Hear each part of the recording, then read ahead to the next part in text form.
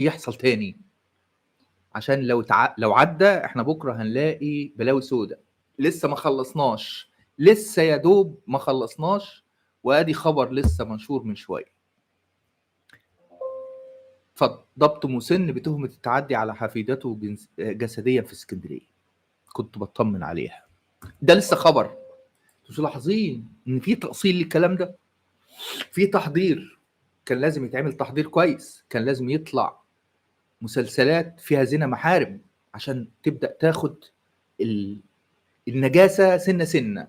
كانت حقن، كل شوية حقنة زنا وقرف. الأول كان الزنا الطبيعي والخيانات الزوجية، عدينا منها للشذوذ، عدينا منها لزنا المحارم، عدينا منها للبيدوفيليا واستهداف الأطفال جنسيا وبلاوي سودة.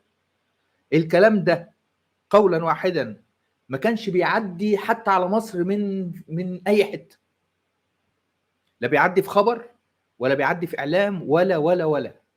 لما نشوف الكلام ده بيتصرف عليه ملايين وبيدخل بيوتنا، نعرف ان كان الكلام مخطط بشكل كويس عشان نوصل للبلوى السوداء اللي احنا فيها دي. ايه هي البلوى السوداء دي؟ ان مصر انتهت. مصر زي ما قلت مش واقفه على لا اقتصاد ولا ارض ولا كل الكلام ده كلام فاضي. كل الكلام ده ممكن يتعالج.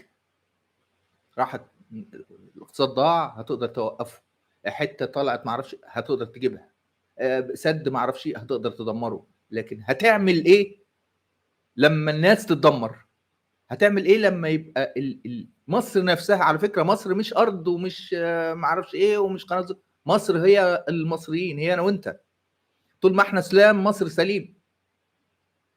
لو اتلعب في عداد الناس بالسلامه، وهو ده اللي بالظبط كان بيتم خلال الفترات اللي فاتت. سنين وسنين. اول كانوا شغالين بكثافه على موضوع الفتنه الطائفيه، وبيستغلوا فيها اطراف منحطه علشان تاصل الفتنه الطائفيه. ما ظبطتش معاهم، نخش في خلاف سياسي ونقسم البلد نصين. ما ظبطتش، مصر برضو متماسكه. نعمل ايه؟ نفتت بقى الحبل المتين اللي ماسك البلد دي وخليها حته واحده. هي الاخلاق، هي القيم، هي الطباع بتاع الناس المتأصلة المتجدرة بقالها آلاف السنين. فالمجرم النهارده مش واحد، مش الراجل اللي احنا ما نعرفش هو ايه وضعه ولا حكايته 80 سنه ولا اقل، ولا ازاي 80 سنه وموظف، وازاي كل الكلام ده. مش برضو اللي اشتركوا مع الجريمه اكبر من كده والمجرمين اكتر من كده. علشان كده من اول ما تبان الحقيقة بشكل قطعي هيبقى فيه كلام تاني خالص. كل من اشترك في هذه الجريمه من قريب او من بعيد، انا واحد من الناس قسما بالله ما هسيبه. هيبقى شغلي الشاغل ان هخليه ما يقدرش يطلع من بيته، هخليه يموت في اليوم 1000 مرة أنا وغيري. وأنا عارف إن فيه رجالة هتعمل الكلام ده. كل صاحب منصة النهاردة معاه سلاح الإعلام، هننزل فيكم يا ولاد الكلب لحد ما تتعدموا.